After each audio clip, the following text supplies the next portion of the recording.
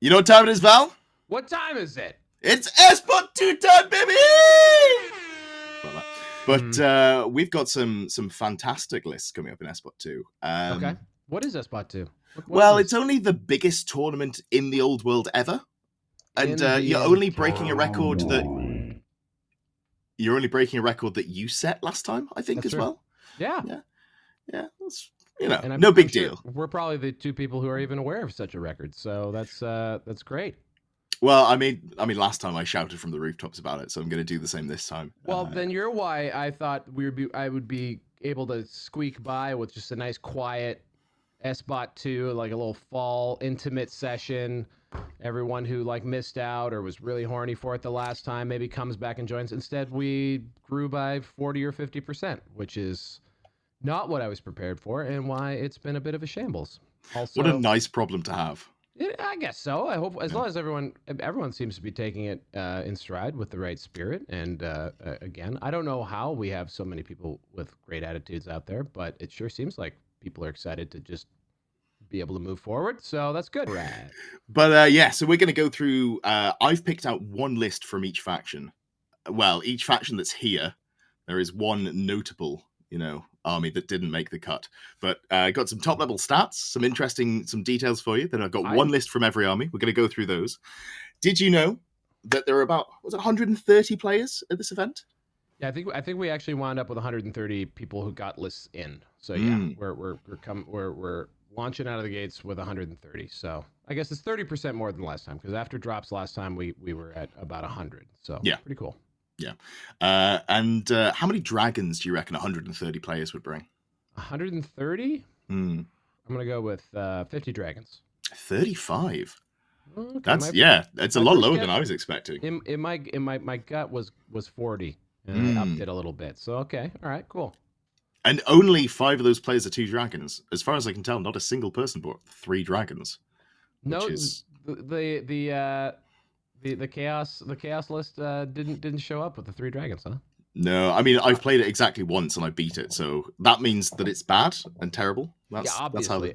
Also, 2 I don't know, it depends on how good Galrak actually is, but you probably want 2 dragons. You probably want 2 dragons and then the 2 giant chaos spawn instead, because those guys are pretty efficient at first blush. That said, we're seeing a lot of poison shooting, and you know what doesn't love poison shooting? Monsters. T6 with a 5-up save. So yeah, I've seen some people move to like a Shaggoth and a great spawner Nurgle, which I think is an interesting change. It survives the poison a bit better. We all have to find a way of dealing with the poison in our lives. More poison, and by that I mean Warhammer, not alcohol. But either or, whatever your voice is. There's another interesting detail: 130 players, 137 level 4s. That sounds like a good number, but that is 29 lists without a level 4, and only 8 of them are dwarves.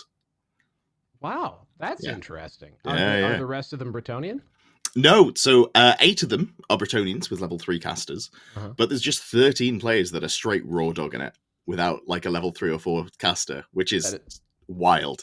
And then from an assortment of factions, or are the raw dogs little bit of everything? There are a few Bretonians in there, but just a straight 10% of people like, I don't need level 10s, level 4s even. Let's go. We'll see. It's a bold choice, God, and let's see how it pans out for him. I mean, my early bet to win the event might actually not have any level 4s, so we'll see. But we'll get to that one down the line. Oh God, is it the one I assume it is? It is the one that you assume it is, or it's one of the 2 or 3 that you assume it is. So we can shoot for the stars there. The other interesting little factoid is there are a maximum of 66 pillars of fire available in this tournament. So you've got whether you're rolling for the spells randomly or whatever. My pod, EU1, has roughly a third of those with 21 max pillars of fire. So yes, we have a lot of wood elves. So here's a little inside baseball for you, or inside cricket. We know what baseball is. So the way I set the groups up was simply I took my little spreadsheet of all the people who signed up, and then I assigned the first chunk of them to group 1, and then the second chunk of them to group 2.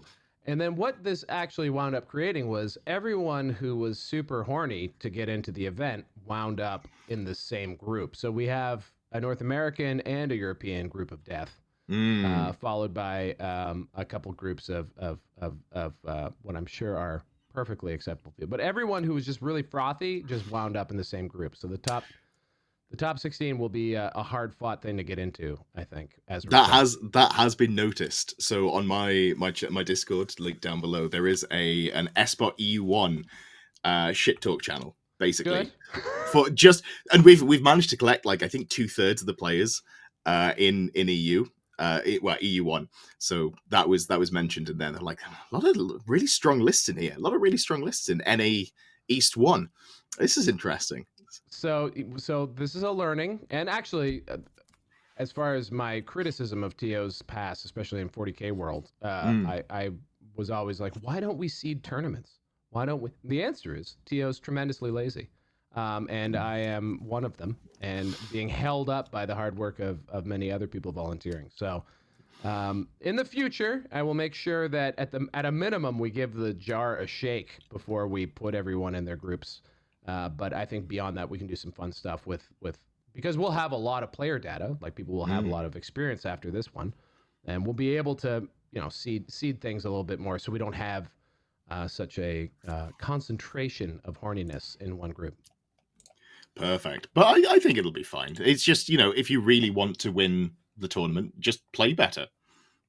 That's what it comes down to, really. I mean, being top of any of these groups, like I mean, even if you don't make the top 16 cut, if you wind up winning Europe or the North America East or North America West, I mean you're still winning easily one of the biggest events that exists in Old World. So don't take it too hard if you don't make the top 16 cut this time, guys. Yeah, absolutely. It's just practice for the next one. And the meta's changed a lot. Yeah. So last month, I won an event with 2 dragons. That is a brag, but I mostly bring it up to point out that I think that might be the last time that you can do that. I don't think that's going to be a thing anymore because we're seeing a lot of poison shooting. I didn't count the number of arrows. I probably should have done, just meticulously 1, 2, 3. But there's a lot of poison shooting, and it's designed to feast on those dragons. Does the poison shooting get through the triple save still though, like reliably? Like, is it that much poison shooting? Oh yeah. So I did an interview with David Brewis, who won an event not this weekend, just gone the weekend before. It was I think around 30 odd players. He had Night Goblins. It's the elementalism, but so Orcs and Goblins can do it really well. They've obviously got Itchy Nuisance, if you want to debuff with the toughness. Not really a big part of it, because mostly you're going to hit them with Plague of Rust, and you've got Evil Sunshining, which is you get reroll ones to hit, and an extra pip of AP. So effectively, you're shooting a dragon with AP 3.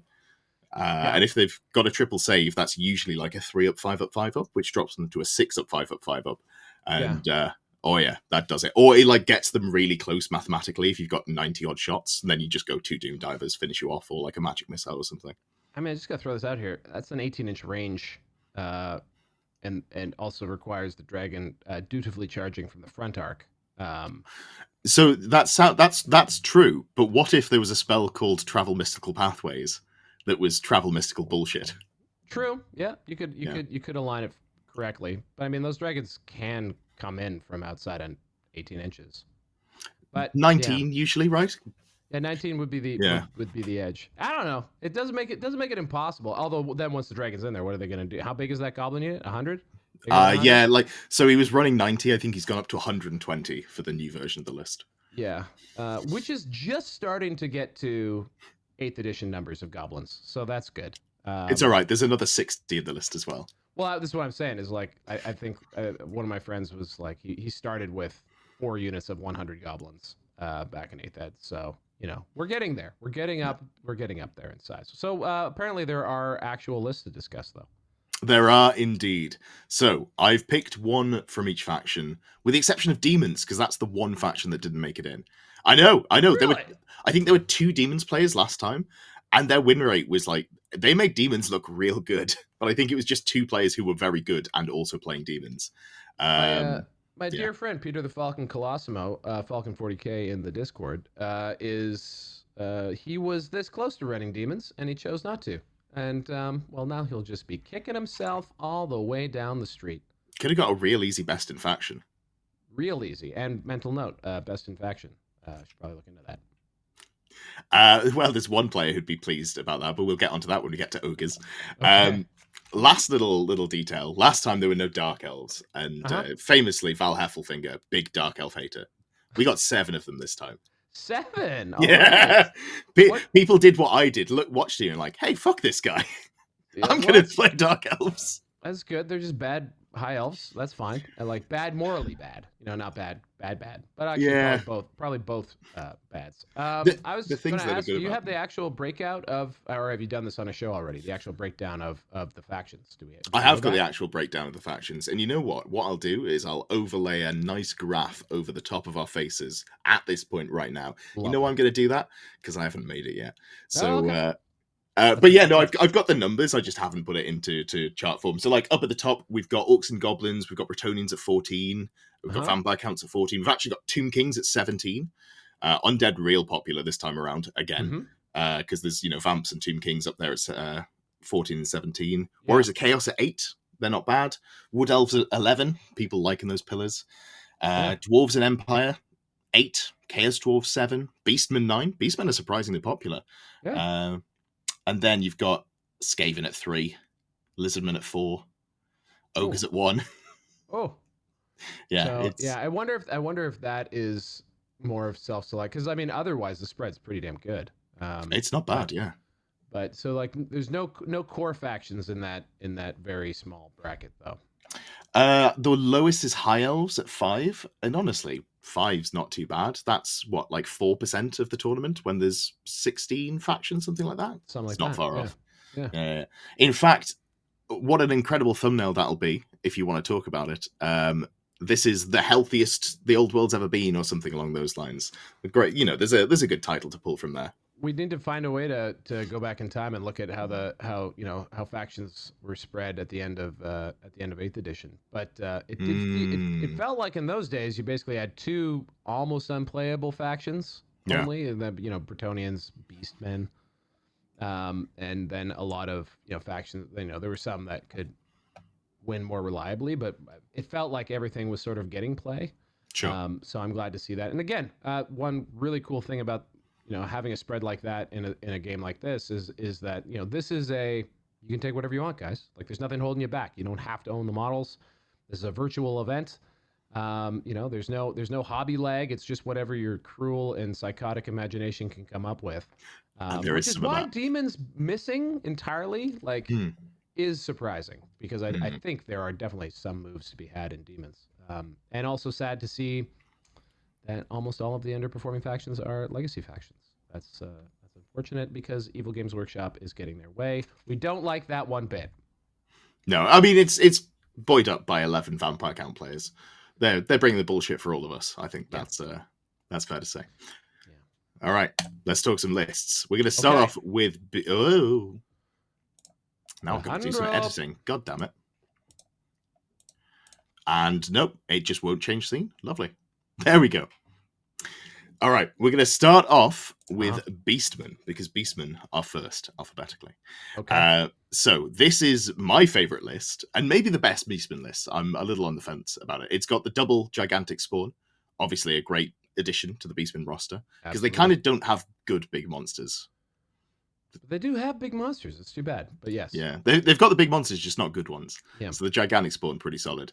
And then you've got 1, 2, 3, 4, 5 Tuskor chariots, plus 1, 2, 3, 4 Razor Gore herds, a single brick of gore with the requisite Doom Bull, the slug skin combination in there with the War Gore. In fact, yes, on the Great Bray Shaman, it's just one big Death Star, and then loads of little units that rocket out and be like, I'm surprisingly hard to kill, with like T4 or T5 and then 4 wounds as well.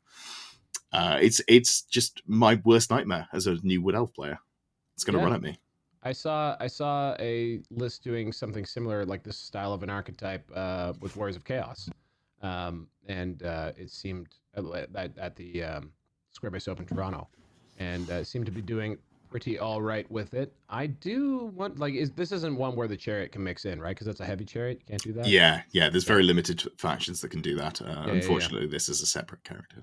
But yeah, this is going to have a lot of chaff out there. So what's your win condition? What do you actually have to kill? Probably. Well, I've just noticed there's not even a chariot. We've both just assumed that the Bray Shaman's on a chariot because there's always on a chariot, and in this case, he's not. So he can just go into the death. Yeah, just go in with everyone else.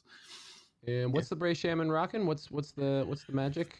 Demonology. So this is really going to turbocharge the unit. Hasn't gone for the usual Vile Tide as well, which is a little bit spicy. Very spicy. Yeah. Very spicy indeed. All right. I think I like it. Also, I love those gigantic spawn, and also it's cool that they're making an appearance, helping out a list that wasn't immediately what it was for. You know. Yeah. I was a little bummed that you couldn't take the Warpfire Dragon in Beastmen as well, but maybe that's asking too much. All right, let's move on to. You know him, you love him. It's Ors, it's the head judge. And when I was selecting lists, I was a little bit biased to people that I knew were good at the game, because that's a good way to find a good list. And also people that I talked to about lists as well. I know Ors understands Bretonians very well. I've played against his Bretonians. Yes. And this is, to me, the optimal version of the Exiles list. Because you got a big brick of Human Guard that are just going to be points denial. They're going to be really hard to kill. They never run away. They just keep you locked in combat. They're basically undead infantry without having to play an undead faction. You've got the Green Knight. Everyone loves the Green Knight. You've got a Baron who's running around with the Frontier Axe, the Grommel Great Helm, so he gets up to that 2-up save, but he's still got the Virtue of Knightly Temper, so all the extra attacks. Basically the Ogre Blade character, but way cheaper because Exiles. You've got a level 3 wizard in there who's got plus 3 inches range to his dispel and plus 1 to dispel hexes, which is the stuff that really shuts down the Bretonians. Then you got the 5 Pegasus Knights that Vanguard. What more could you want? Oh yeah, 2 massive bombards as well. Look at them cannons. The friggin' bombard, man. It's supposed to be a technologically worse cannon, and it is it's just superior, not. and it is the best cannon in the game. It is just funny. Whoopsie doodle there, guys.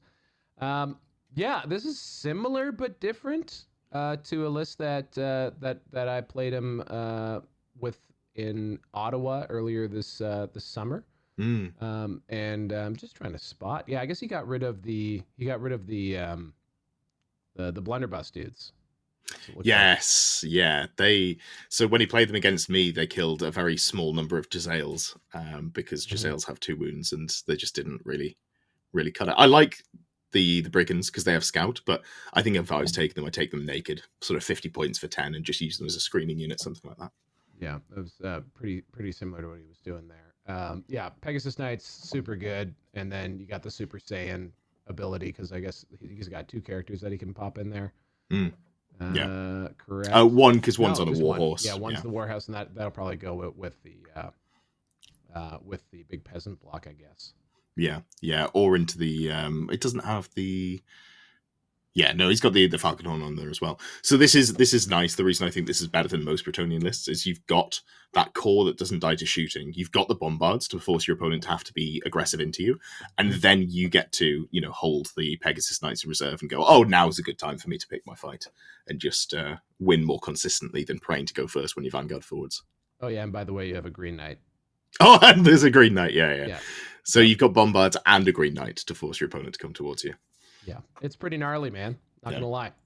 Yeah, I don't have any issue with special characters, but the Green Knight does make me go, what if we just tried banning them? Just to see what it'd be like, Why? Oh, I hate him so much. I mean, to be fair, the armies I play can always just fill up the woods and not really care about it, but still, on principle. Who cares? I like honestly, yes, he's annoying, but it's like, I don't know, line item 10 on my list of wishes for this game. He's one model. I think he's not the world isn't tilting towards the Green Knight. He is very, very good though. I think he's more in my mind because I played at LGT where hills are also forests. Yeah, and so were vortices. Yeah, I don't think they quite comprehended what. Like there were a lot of Green Knight players who were like, well, by the way, how about this? Is this natural terrain? Yeah, that sounds like it's natural. Now, this says it's difficult. Does that mean that it's actually natural terrain? Yeah, I guess it is. Yeah. So that's how you make a bunch of terrible rulings that help a bunch of Green Knight players fishing for 6s.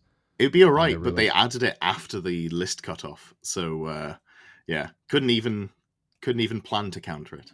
Mm-hmm. But enough whinging about Bretonians, because we've got just Dwarves.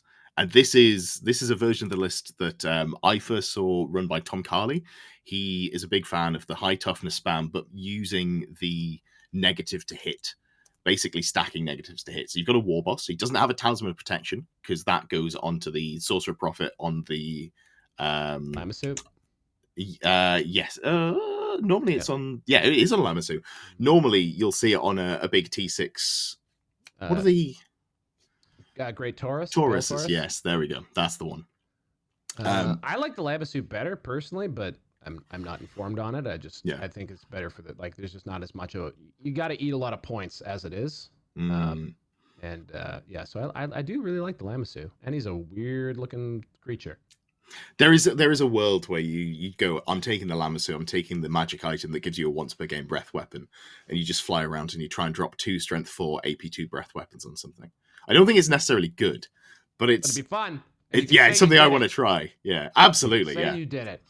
But so the way this works is Chaos Dwarves have a spell, which is an aura of everything inside it is -1 to hit. And then you stack that with the effigy of Mork on the Black Orc War Boss. And suddenly he's -2 to hit in combat. He's weapon skill 7. He's basically the Wood Elf Lord, but also tanky to shooting. So fairly respectable there. Then you've got the Double Iron Demon for some ranged firepower that's also T7. A couple of Hobgoblin Bolt Throwers, and then a big brick of the Infernal Guard as well. Not necessarily what you normally see. I'd like to see Hobgoblins in the core slot, but very respectable there. And how big of a brick? Okay, not like big brick like we've been seeing these. I don't know. 21 dwarves, 450 points. That's pretty big as dwarf bricks go. Yes, absolutely. Okay, fair point. Fair point. Perfect. But yeah, no, just a fun one. I like that a lot. Elementalism caster on there as well. Elementalism is just a really solid lore to pick up. The Iron Demon, is it been doing well? Has this Iron Demon been doing well? Yeah, they're really solid. You often see sort of 1 or 2 is a difficult choice, I think, because if you go for 2, you really don't get much else in the list, as you can see here. There's not a lot of lines of text, but yeah, they're solid. They're very hard to kill. T7's a hell of a drug. Yes. All right, now just like the Bombard. Yeah, absolutely. Bombards and Iron Demons. I mean, they're the same thing, really. Continuing. We got some Dark Elves, and this is not necessarily the list that I thought was best. This was my favorite list. This is a double Supreme Sorceress, both on Black Dragon, which is a great start point. However, neither of them has a ward save. Both of them are battle magic, and both of them have 4 focus familiars. Focus familiars, the way they work is you use it before you cast the spell.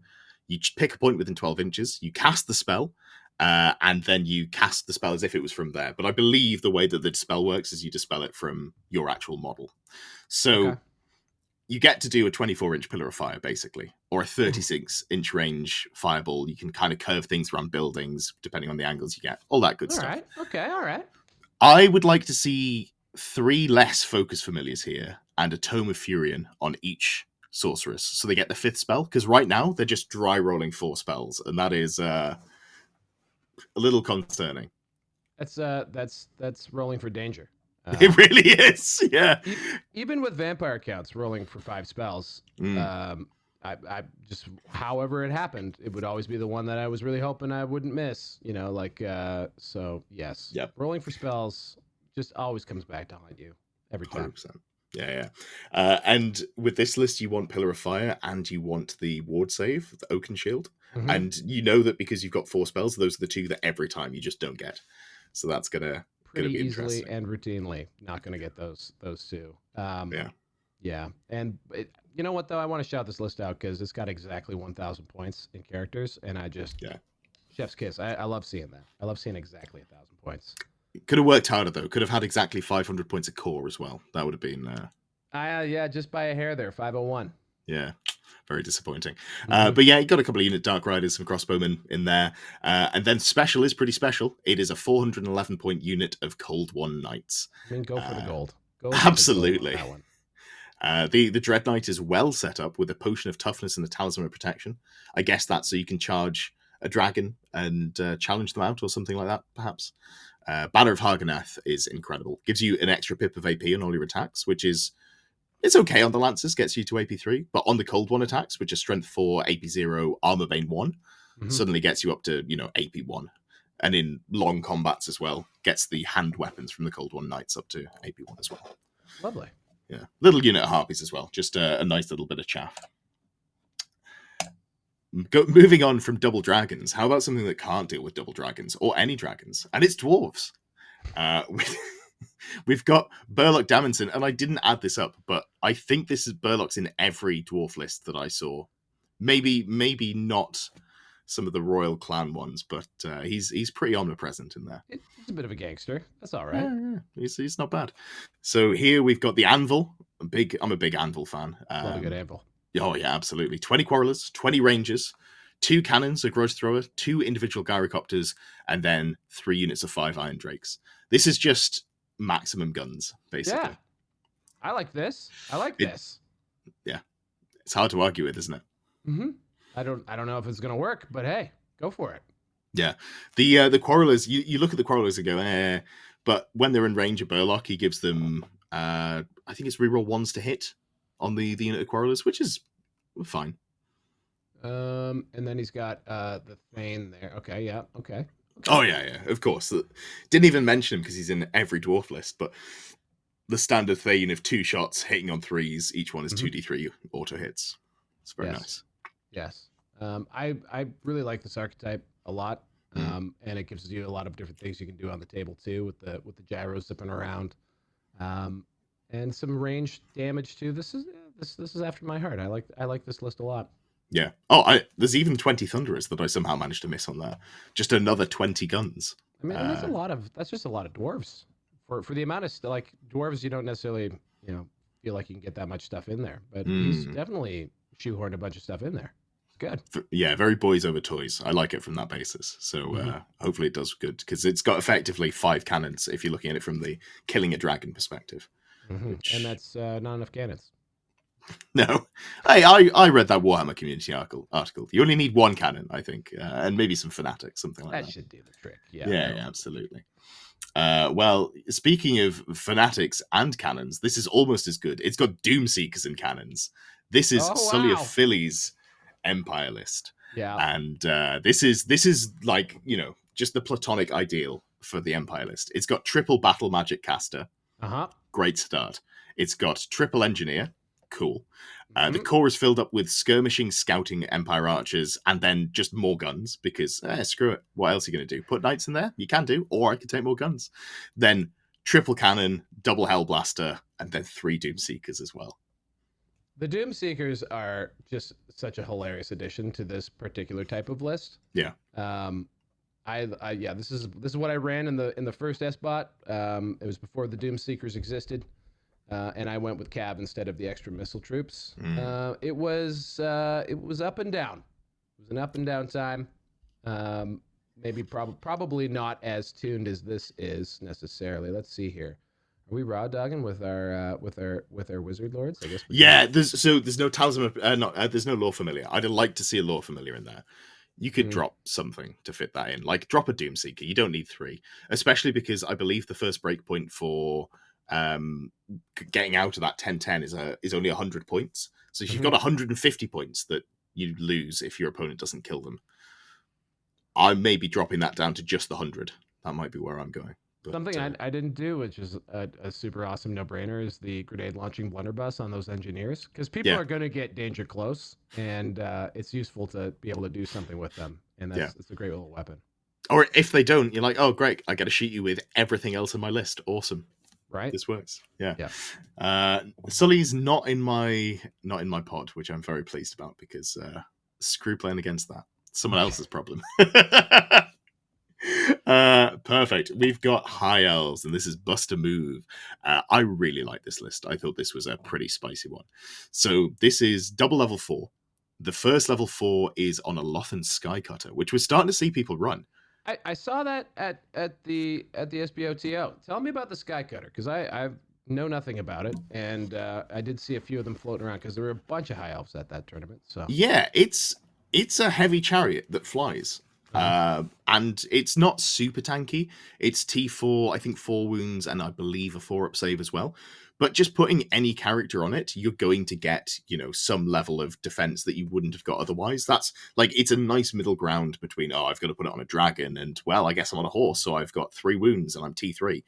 So especially for elves, putting it on a T4 chariot is just really nice on that basis. You can give them a big gun, a big bolt thrower, which I don't think anyone's bothering doing. Yeah. And I could be wrong on this because it's been a hot minute since I looked. I think they're at the only heavy chariot with Swift Stride. Huh. Yeah. I'd have to double check that one because I could be wrong on that, but gives you something to play with there. Because there are 3 more of them in Rare, 3 more Lothan Skycutters. Oh, wow. Okay, then. It's just a numbers game at that point. But yeah, so the first one, it is the sort of fun high elf build that everyone dreamed up at the start of the edition and then never played with, because on paper you're like, it's probably not as good as just taking a prince on a dragon. And it's the illusion white sword lore familiar archmage on a chariot. So you've got the monster slayer there. You're just going to go in, you're going to spectral doppelganger, you're going to hunt down one of those 35 dragons.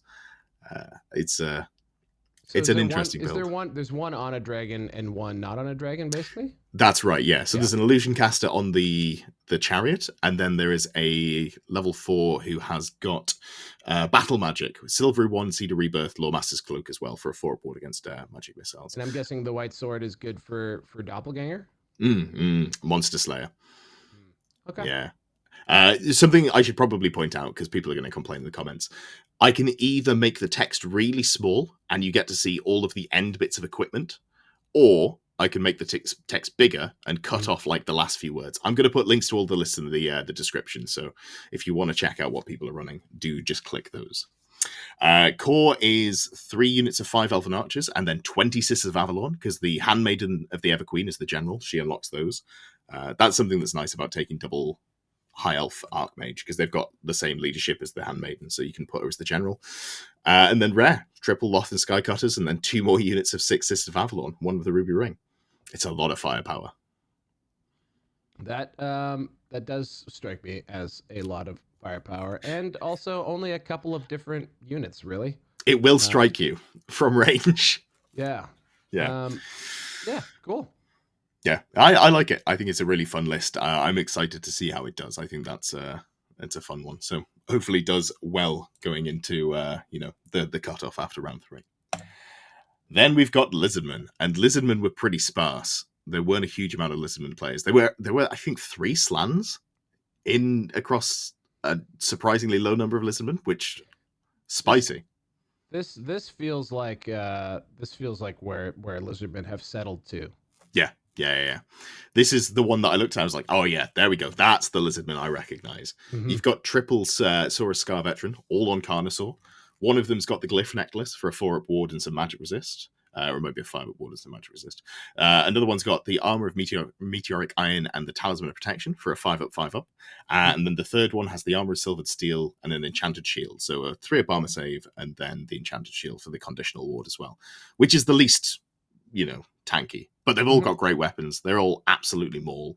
And they're backed up by just a whole boat of skinks. 6 units, 2 units of 14, and then... there's a unit of 14 with scouts. Yeah, 2 units of 14 with scouts, and then 4 units of 12 without scouts. Some jungle swarms, some warriors, and 2 Bastillodons who've got the magic missile, which is just a short-range fireball, I think. Does this have a single magic weapon in it? No. Oh boy. No. Problematic. Well, that's how I like to write my lists. Magic weapons are optional. Just never get charged by the Green Knight. That's the plan. Just outposition your opponent. It's fine. Just assume that you're better than them. What could go wrong? What could go wrong? But yeah, this is a lot of shooting, and then it's also 3 Carnosaurs, which I rate very highly. And if you can use your skinks well, I mean that goes back again all the way to 8th edition. Just Skink Cloud was always a thing. It's too bad that they are getting forced into sort of one sort of very narrow archetype. Yeah. Maybe we can undo some of the changes made to the Slan and make things a little easier on them. But yeah. Yeah, I was thinking about taking Lizardman for SBOT. And I was like, okay, so you've got to take a big unit of Temple Guard to protect them. So at that point, I've got to take 2 Slan. And then I looked, and they're capped at 0 to 1 per army, which sucks because they're not better than any other level 4 caster in the game. So, what are you doing, Gibbs Workshop? Why? Being mean to legacy factions. That's fair. That's fair. I don't know how they managed it because they didn't even realize they were going to not put them in the book until pretty close to the release date. But anyway, sure feels that way. Yeah. Then we've got, this is basically David's list, the Poison Night Goblin Brick. This is a version that Owen is bringing, Voltan Ignato, and he's got basically 90 Night Goblins with the Poison banner, the Spider banner. They've got some Fanatics in there. There's a second unit of 30. You've got a unit of 5 Black Orcs in special just to unlock the general. You've got some Squig Hoppers. David's very complimentary of Squig Hoppers. Random moves are obviously very strong if you can sit behind a hill or something like that. That makes me feel good. I love a good Squig Hopper too. He convinced me. I was not, willing to give them a try, and then he was like, "Yeah, I've won an event. Here's how I use them." I was like, "All right, cool. I'll try them again. You obviously know what you're talking about. Fair enough." And then it's just characters. Level 4 Elementalism, level 4 War, a BSB with the Wallopers One Hit Wonder, which is still the best item name in the game. And there's the War Boss on Chariot, Black Orc War Boss on Chariot, Biting Blade, the +1 Toughness Full Plate, Enchanted Shield, Trollhide Armor. So like a semi-triple save on a T6 Chariot, so it can't be killing blood. Just really hard to deal with. I like that a lot. Yep, it can't be monster slaying either. So yeah, and I really like the Black Orc Chariot and in the Grand Army. Controversial FAQ decision considered by some for us to allow, but it doesn't seem like you're not allowed to do it. So, which is good because I took it to a square-based event before you put a ruling in. I was like, obviously this works, and then I saw people arguing on the internet. I was like, oh shit, yeah. I hope people rule it the way that I've been playing it, because otherwise I'm going to feel bad. But yeah, absolutely incredible. Getting it up to that 2-up save is really nice. I rather do like this here list. I do. Yeah, the items of choice on the casters as well. Power Scroll and Lore Familiar for your travel mystical pathways and your Plague of Rust. Everything there is really important. And then the Warcaster with the Idol of Mork, the Fungus Wine as well. That's something that David's been putting in because it gives you immune to psychology. Or I think it gives you Frenzy, which is obviously immune to psychology, so you can't flee from the dragon that you want to stand and shoot. I think it is straight up immune to psych. I don't think it's Frenzy. Ah, even better. Yeah, even better. Yeah. But yeah, really, really solid there. Slightly odd not to see a banner on the BSB, but I guess you're not planning on ever ending up in combat. You just want to shoot things to death. So, fair. Hard to argue with. So, we got a special one here. We've got the one ogre list. On the Honest Wargamer Discord, Jelliot did say, how are things looking? How many ogre players are there? I was like, yeah, there's you, buddy. There's just you. But it's a good list. Yeah. All right. Yeah, well, that's good. It would suck if he'd written a bad list. I was like, I'd have to be like, oh yeah, no, I hope Ogre's going to do well. But he's gone for the double Mournfang. I'm a big fan of double Mournfang. Then he's got, Tyrant on Thunder Tusk with the Spangle Shard for the 4-up ward that if you roll a 1, you lose the ward save. But it's good against cannons early on, which is quite nice to have. The level 4 Slaughtermaster, Elementalism, Blood Cleaver, Grut Sickle, so you can deal wounds to a unit nearby to buff your casting, but then also heal wounds back with the Blood Cleaver. Big bus of the 7-9 Guts, and then a unit of ogres as well, because you got to have them. It's very pure. It's a lot of big meaty men. Fangs. Yep. Yeah. 2 Mournfangs. Yep. Yeah, Cannibal Totem and Bull Standard. Cannibal Totem for that extra regen, Bull Standard for re-rolling those impact hits. It's just violence. Yeah, I mean, Fatman violence. Those Mournfang are so gnarly. I absolutely love Mournfang. Just wish you could put a Tyrant on one. Yeah, so sick. Yeah. He's so sick. That's definitely a miss, especially with the way that monstrous cavalry tend to end up working. You could have a 360-degree line of sight charging Tyrant with Swift Stride. Oh god, that'd be pretty all right. Dare to dream. Dare to dream. Absolutely. Speaking of daring to dream, we've got someone who is bringing Skaven, and they're bringing Skaven. So Anubis is a German Skaven player. And He does have a YouTube channel. You're Skaven. Oh yeah. But if anyone knows they're Skaven, I'll give it to Anubis. He knows Skaven better than me. Okay. I think there are 3 players in the world who have done well with Skaven, and he's the one who's done the best with Skaven, as far as I can tell. He's gone 4-1. Okay. So yeah, like that's like a 6-0 at a 5-round tournament for any other faction.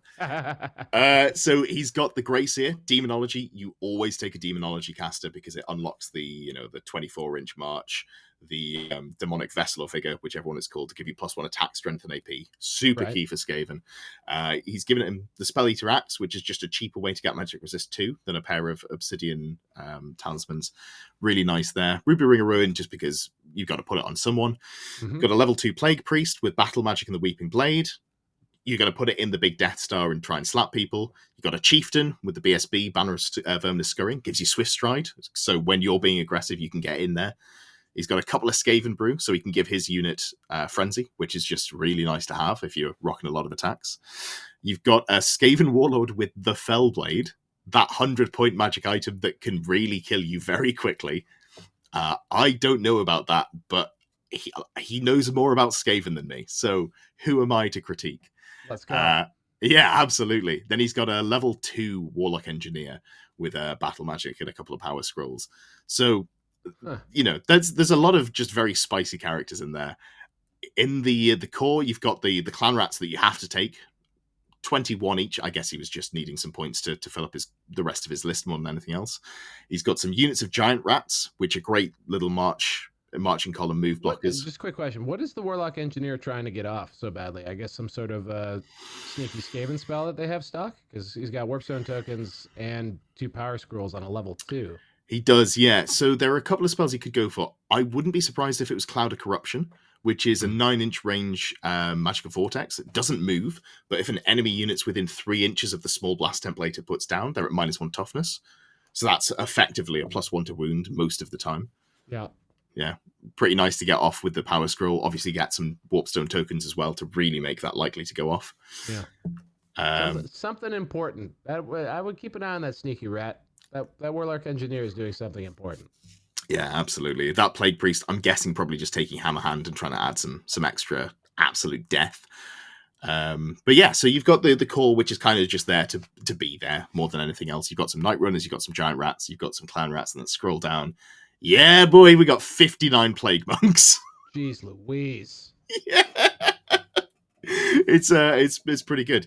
You've got the Dwarf Hide Banner, which I believe is stubborn and hatred against dwarves. It's not one that I've ever looked at because the Skaven banners are so good that the next tier of banner is just not even something you've considered. But yeah, I like that he's teching for the matchups he's likely to get at the back end of the tournament. So that's a very Skaven-y, approach. Yeah, I will say dwarves are a surprisingly popular faction just in general. Maybe not so much at this event, but despite them being one of the sort of like closer to the middle of the table, maybe even middle bottom in terms of win rate, they are people love some dwarves.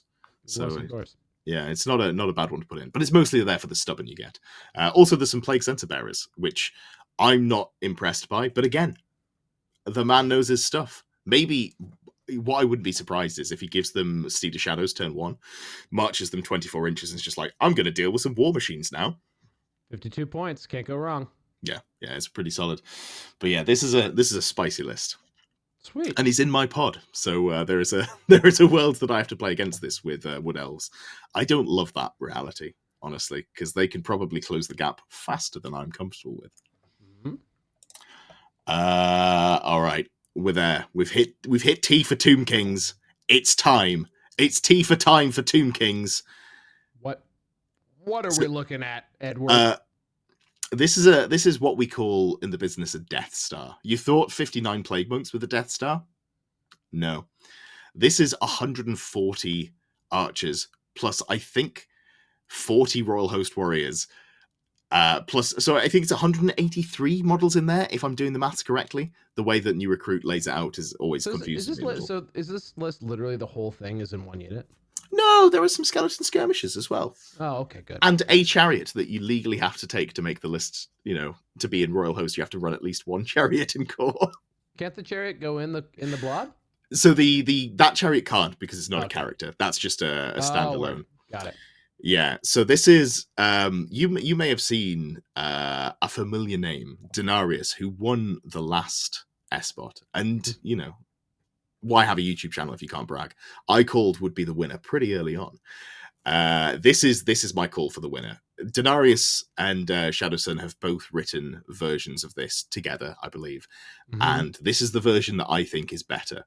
Denarius has gone a little lighter on the amount of shooting. So the way that this works is you've got characters on chariots, and light chariots can go into units, and if they have the correct size base, so 25 mil infantry and 50 by 100 mil chariots, they fit together perfectly. So they can go in the unit. They don't have to go on the sides. Oh, yeah. So what you do is you put your Tomb King, who is an absolute beat stick. He's got the Ogre Blade, and he has no other defenses. You can give him the Shield of Petra, so anyone who attacks him is at -1 weapon skill. And you put him next to a Royal Herald, who's got the Armor of Meteoric Iron and the Talisman of Protection. You declare challenges with your Tomb King into their dragon. They have to hit you, but you can pass every hit on that the Tomb King suffers onto a Royal Herald that's within 3 inches of them. So you're in a challenge. You've got a Lord with, the Ogre Blade just slapping. So all of his points go into damage, but you're passing the hits onto a Royal Herald that you don't care about, that's not in the challenge, that has a 5-up, 5-up that can't be reduced, and has just a boatload of wounds because he's on a chariot, which only costs 35 points. And there's a consensus that you can pass off wounds even if you're in a challenge. If you go by the rules as they're written on the page, yeah.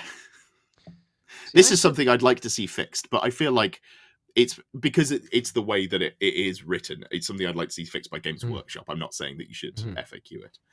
Well, just the way challenges are, I view them as kind of Schrodinger's character. Once you're in a challenge, like they're neither on the table nor not on the table. Yeah. And so if the condition is that you got to be within 3 inches of something, I don't know, because the rule on a challenge is you have to be, you're supposed to put them in the fighting rank near each other, but if not, no big deal.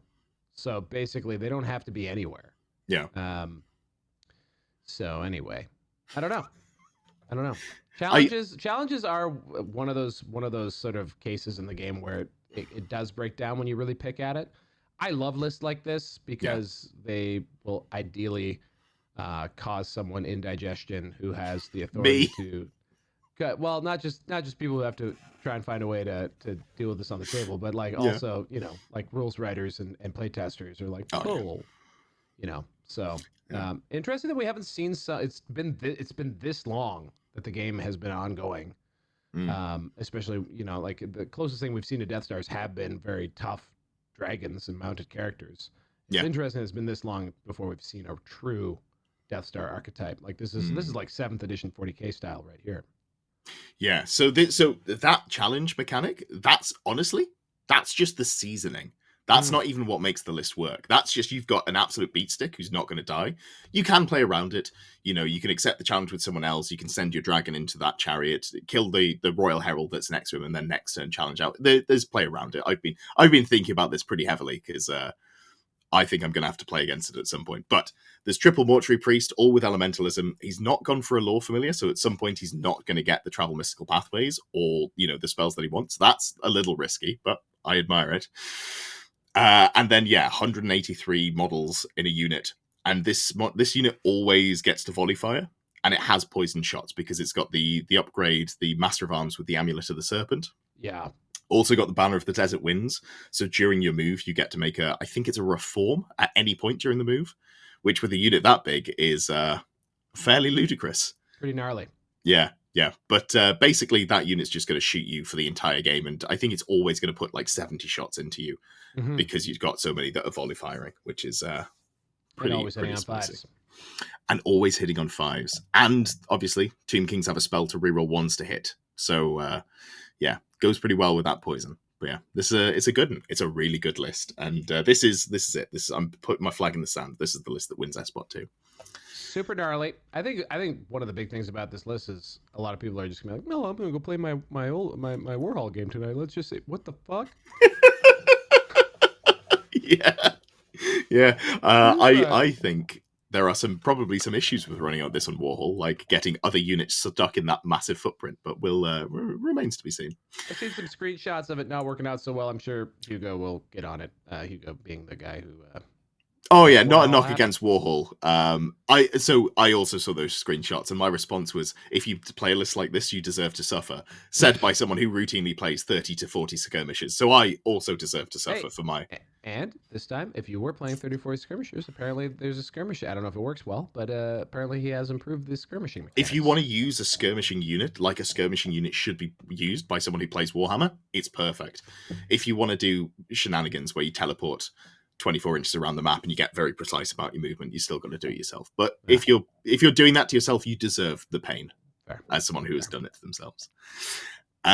Fantastic. So next up, here's another familiar. This is the runner-up of last year's SBOT. And he's not playing orcs this time. He's playing vampire counts. He knows what he's doing. How the F do you play VC? Is the name of this list, which I've just seen. So now I'm going, have I picked the right list? That's so funny. Me and Kyrus, we were chatting orcs and goblins, and I moved to vampire counts, and I guess he arrived at the same conclusion for some reason. Awesome. So here's the thing that I really like about this in terms of being related to orcs and goblins. He's got a lord on Wyvern. And you might say, what are you talking about? Well, he's got a vampire count who's on an Abyssal Terror. And Abyssal Terror is just a Wyvern. That's all it is. And it is less tanky because you can't get up to a 2-up save on a vampire. But you can be a level 3 caster with a power scroll and a lore familiar and a great weapon and spectral doppelganger. So it hits significantly harder than a Black Orc Warboss and Wyvern. So I saw that, I was like, why haven't I thought of this? I want to do it now. This is pretty cool. You had to bring that green lens to the undead in order to get there. Absolutely. Yeah, the Abyssal Terror, pretty efficient way to like better probably better use points than the Zombie Dragon as someone who uses Zombie Dragon. Yeah. Earlier this week. What else we got in here? We got a Graveguard brick. Yeah, with a White Lord BSB. Pretty solid. And Master Necromancer on the old Mortis engine, of course. Spell familiar, Scepter of Nero, so you can do the double res because you've only got a single caster there to res. I guess you got the vampire as well. You got the Crown of the Damned for a 4-up ward, but also stupidity. That sounds terrible. Just put it behind some zombies, and then oh no, I failed my stupidity. Anyway, I still get to cast my spells and also reserve moves, so I think it's fine. And also White Lord with Battle Standard Bearer. Yeah, so you very rarely fail. Yeah. And then the thing that I really like about this list is the big brick of 8 Blood Knights. I have the feeling that terror-causing brick, because of supernatural horror, going to be yeeting around the table, very closely supported by the vampire and probably the necromancer as well, to make sure they're being topped up. Mm-hmm. I love the Black Knights. Sure do seem good, don't they? Sorry, Blood Knights. Yeah. I like it. I like it a lot. This is a better version of what I wanted to do. Shocker, Kyrie's. Shocker. Well, you've got the list now. You can just play this one and claim you came up with it. Just steal all of his ideas for a second time in a row. Awesome. Excellent. Makes me feel real good. From the same person. We won't even put that on the internet. I'll clip that bit out. Oh, that's so, then we've got Schmuck. You might recognize him because this is Adam, who just won your event this weekend, just gone. Who's the best general? Absolutely. He's got Chosen and Drogas, and I think he's running the exact same list, which is why I wanted to highlight it. Because I am a Chosen Knight hater. I don't think they're good. But then he went and won a tournament with them, so I guess they are good. It's hard to argue with. Hard to argue. What else is down there in special? Anything else, or just the 4 Dragon Ogres? Yeah. There's 4 Dragon Ogres, and then in the core there's a unit of 7, a unit of 10 on the Forsaken, which is Slanesh, so get that Swift Stride. A big unit of 10 Broader Horsemen, Marcus Inch. That's a nice bunker for the Sorcerer Lord, who's level 4. Got the Armor of Meteoric Iron for that 5-up, 5-up at all times. Spell Familiar and Infernal Puppet, because why let your opponent cast spells if you don't have to? Just probably the best item in the game. Really, really solid. And then we've got that's pretty good.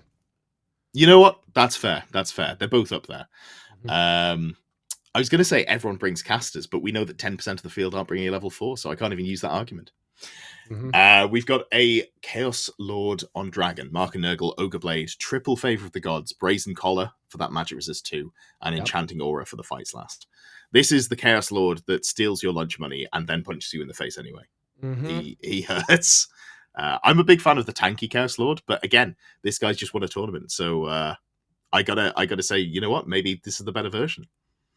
I guess time will tell. There's some pretty serious tech out there, though, as we've already That's seen. true. Yeah. A 3-up, 5-up dragon is not going to survive against the onslaught of poison arrows. So maybe he's lucky and he doesn't have to play against it. I don't think there's anything super worrying in NA1 that I spotted, but I might have to go back and check that one. And then we're on to finally the last faction, Wood Elves. Woodies. And this is, again, not, I think, the best, but it is my favorite. Okay. And it's got loads of Warhawks. Okay. When was the last time you saw what? So I was looking at Bretonians. I was like, how do I counter Bretonians if I'm playing Wood Elves? I was like, Lords on Warhawks. They can charge 360. They've got the move speed to catch up. They can do things. I just completely forgot about Falconhorn for like a solid 24 hours. And then I posted a list in some chats and they're like, yeah, but you move 2 inches if you march. I was like, oh, yeah. And it's exiles that everyone's playing, so they're not even going to fail the Falconhorn. But if you don't play against Bretonians, this thing is awesome. So there's only 1 unit of Sisters, which is, I think, as low as Wood Elves go. I don't think there's any with 0. I'd have to double check that one. But we've got a unit of Wild Riders and then 2 units of Warhawks, which is very nice, just flying around. And characters-wise, we have got a Glade Lord with the Ogre Blade and Talisman of Protection, and then the combination of sprites that gives them -1 weapon skill for a unit they're engaged with, and also -1 to be hit in a challenge. That's on a Warhawk, so go fast, go hard. Then you've got a Glade Captain, who is doing the same thing. He's got the Banner of the Hunter King, which is a Vanguard banner. Move over Bretonians. This is Bretonians, but Wood Elves. He's got a great weapon, Ruby Ring of Ruin, Resplendent Luminescence, so his unit has magical attacks as well, which is really nice. Then there's a level 2 with High Magic, Lore Familiar. So this is going for, we're going to make my unit ethereal, so they're not going to get shot off the board, which is great up until you remember that Fireball and Ruby Ring of Ruin exists. But apart from that, it's great. No flaws. And, Lore Familiar also on a level 2 wizard. I'm seeing that more often. I quite like it, especially for factions that can take a spell familiar. If you can get 5 spells on your level 4, you feel really good about putting a Lore Familiar on your level 2. In this case, you take the Oakenstave on the level 4, which is just, up there for, if not second, maybe third best magic item. Dispelling on 3d6, drop the lowest when you're near a forest, is real solid. A lot of forests out there. Yeah, and you can just bring your own. Just bring one at the start of the game and then cast some more. And you got a lot of options. If you don't have enough, in your arboreum, anyway, it doesn't matter. Lots of trees for the Wood Elves, available all the time. Available now at the honestwargamer.com/trees. I don't know if they make trees. I don't know either, but we've just given Rob a problem to solve. The people want their trees, Rob. Make them some forests. Sorry, you had an actual question. Dryads. Yeah, Dryads are not a unit that I think I would run, but there are reasons to run them. So that's skirmish now? Are they skirmishers? Yeah. They're skirmish. They are T4. They have light armor and they've got a 6-up regen, but they are flammable. So again, fall over to the really popular flaming attacks we've got at the moment. But they do have 2 attacks, and they are a skirmishing screen. I could see use for them. I did a light infantry tier list, and I think I rated them as high as C tier yesterday, which is higher than I thought they would be going in. So, that's something. But maybe this person talked themselves into Dryads in that exact frame of logic. Let's be honest. Prandald is on a higher tier of existence than either of us, because they're playing with so many Warhawks, and they've seen the Matrix. They've looked at it and they're like, oh, if everything lines up, I don't have to play Bretonians, and then this list is awesome. Well, you know why? It's because when you're on a Warhawk, you can see the forest from the trees. Very good, very good. Also, you get a Vanguard turn 1, so